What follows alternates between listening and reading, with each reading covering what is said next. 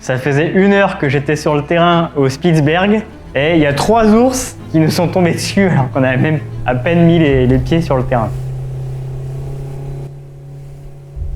Ça faisait même pas 1 heure qu'un petit bateau, un Zodiac, nous avait déposé sur une côte du Spitzberg, à un endroit où on voulait faire de la prospection pour voir s'il pouvait y avoir des squelettes d'ichthyosaures géants. J'étais venu avec toute une équipe de géologues, ça faisait 6 mois que je préparais l'expédition. J'avais regardé sur les cartes géologiques les terrains favorables, tu vois, je commençais déjà à rêver de squelettes, de tout ce qu'on pouvait trouver. L'organisation avait été très compliquée, c'était l'année du coronavirus, donc pour réserver les avions, l'hôtel, les bateaux, c'était super stressant. Donc j'étais vraiment super content, après tant de pression d'être enfin sur site, il faisait super beau en plus ce jour-là. Il faisait 22 degrés au thermomètre et on a appris après que c'était la journée la plus chaude qui ait jamais été enregistrée de toute l'histoire météorologique du Spitzberg.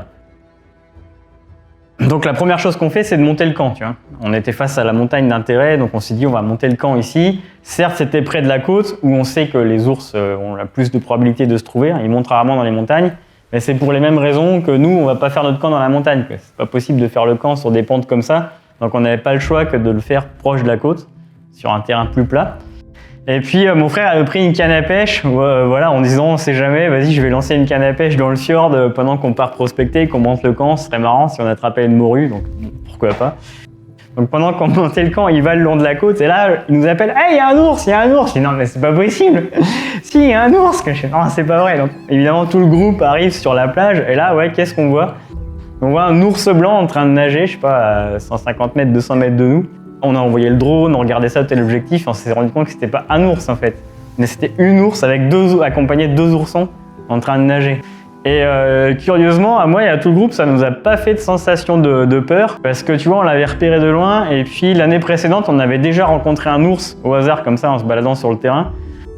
Quand je dis sur le terrain, c'est vraiment en randonnée, quand tu es tout seul avec ton fusil que tu rencontres un ours. J'avais déjà rencontré des ours depuis un bateau, mais évidemment, les sensations sont complètement différentes. Là, quand tu sais que tu es tout seul et que tu vois l'ours arriver devant, ouais, ça c'est ce que j'appelle vraiment rencontrer un ours.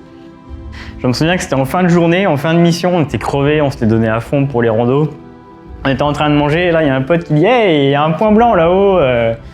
Je fais « Non, vas-y, on a dit qu'on faisait pas de blagues avec les ours, c'est trop dangereux. » Non, mais il y a vraiment un point blanc. Je fais « Ah oui, c'est vrai, il y a un point blanc. » Bon, on regarde avec les téléobjectifs, tu vois, on fait « Ah ouais, en fait, non, c'était un ours quoi. » C'était un ours qui arrivait droit sur nous. Encore une fois, on était proche de la côte.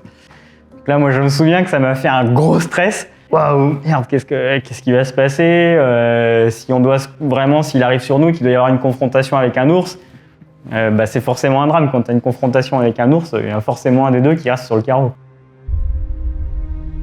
Il arrivait le long de la côte, droit sur nous, quoi. Alors on le voyait apparaître à chaque fois qu'il y avait un relief de terrain, puis disparaître et apparaître encore comme ça. Je disais, mais c'est pas possible, il avance super vite, quoi. Et là, tu te rends compte aussi de sa façon de se déplacer très fluide. Il bouge beaucoup des épaules, comme ça, un peu comme une panthère, tu vois, en exagérant un peu. Et t'as vraiment l'impression qu'il est inarrêtable, quoi. On avait tous quitté le camp, on s'était réfugiés sur une pente très raide de montagne et on lui avait envoyé le drone, ce qui lui a fait peur, quoi. Donc il a continué son chemin, il est quand même passé devant notre camp, de toute façon il n'avait pas trop le choix, mais il est passé rapidement et regardait le drone comme ça, il était plutôt effrayé. Donc ça, c'était bien, tu vois, ça avait suffi à l'effrayer et on l'avait pas revu. J'avais une sorte de revanche à prendre sur la peur que j'avais eue la première fois, tu vois. Je me suis dit non, cette fois-ci c'est pas un ours qui va m'embêter. On a réussi à lutter contre le coronavirus, les douanes et tout ce que tu veux pour arriver jusqu'au Spitzberg. Donc maintenant, non, ce n'est pas un ours qui va m'empêcher de voir mes cailloux. Ça fait 6 mois que je rêve de ça, d'aller faire de la géologie là-haut. Donc j'étais plutôt dans une attitude combative. Et puis tout le reste du groupe, c'était pareil. Tu vois, on était tous là, on n'avait pas spécialement peur. Le fait d'être en groupe et qu'il faisait beau et qu'on avait repéré l'ours de loin aussi, tu vois, ça sécurise, quoi. Quand la femelle est sortie de l'eau, elle a tout de suite remonté sur la terre ferme. Et elle a été s'asseoir à quelques centaines de mètres du camp, où elle a pu bouger. Et elle est restée là pendant 1 heure.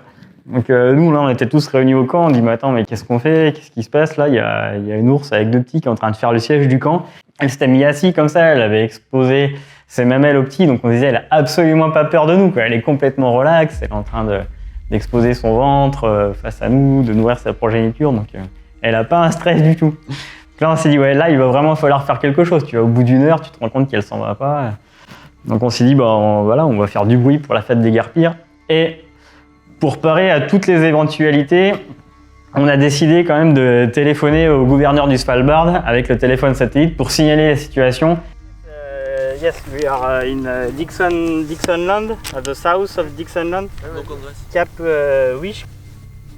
So the bear are waiting in front of us for about an hour. There is a mother and 2 babies. What we can do. And so what do you recommend? Et ils nous ont confirmé que voilà, une femelle qui était assise devant le camp comme ça depuis 1 heure, c'est une situation dangereuse et qu'il fallait lui faire peur le maximum possible pour qu'elle ait pas l'idée de revenir dans les jours suivants au camp. Tu vois. Donc il fallait vraiment lui faire peur à fond.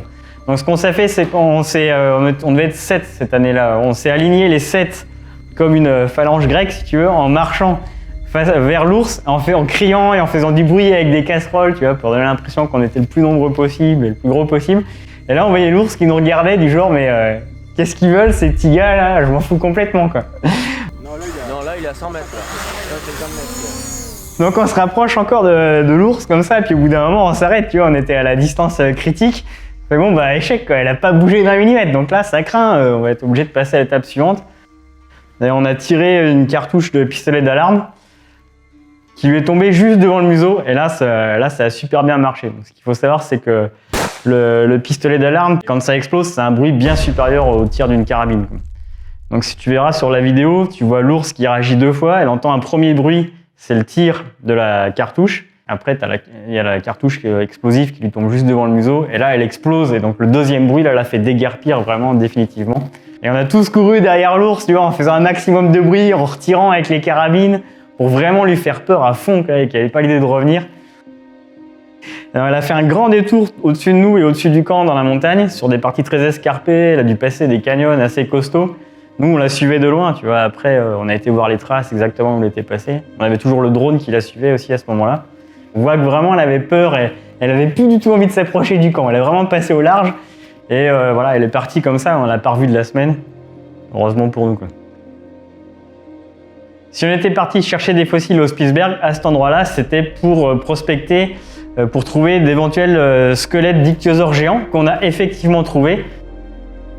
Donc c'est des grands reptiles marins qu'on comptait parmi les plus gros animaux qui aient jamais vécu sur Terre.